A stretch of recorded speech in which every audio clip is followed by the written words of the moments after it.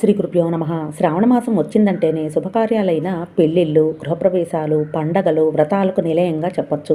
నూతన వధూవరులకు, గృహిణులకు, బ్రహ్మచారులకు, గృహస్థులకు లౌకిక ఆనందాన్ని కాకుండా ఆధ్యాత్మిక ఆనందాన్ని కూడా ఇచ్చేదే శ్రావణమాసం. అటువంటి శ్రావణమాసాల్లో వచ్చే మంగళవారాలు, శుక్రవారాలకు ఎంత ప్రత్యేకత ఉందో సోమవారాలను కూడా అంతే విశేషంగా చెప్తారు. శ్రావణ సోమవార వ్రతాన్ని ఆచరించిన వారికి అన్నింటా విజయం, మానసిక స్థైర్యం లభిస్తాయి అన్నది పెద్దల మాట. శ్రావణ మంగళవారం రోజున గౌరీదేవిని పూజిస్తారని తెలుసు. అంతకు ముందుగా వచ్చే రోజు శివుణ్ణి ఆరాధించడం ద్వారా గౌరీ పూజ కూడా పరిపూర్ణం అవుతుంది. సోమవారం రోజున శివునికి చేసే అభిషేకం, పూజ విశేష అనుగ్రహం కలుగుతుందని, గ్రహదోషాలు తొలగిపోయి ఆయురారోగ్య అష్టైశ్వర్యాలు కలుగుతాయి అని చెప్తారు. శ్రావణ సోమవారాలు చేసే అభిషేకం కార్తీక సోమవారం చేసే అభిషేకం కన్నా రెట్టింపు ఫలితాన్ని ఇస్తుందని చెప్తారు పెద్దలు. ముఖ్యంగా శ్రావణ సోమవారం శివాలయ సందర్శనం చేసుకోవటం కూడా పుణ్య ఫలితాలు చేకూరుతాయి. శ్రీమాత్రే నమః.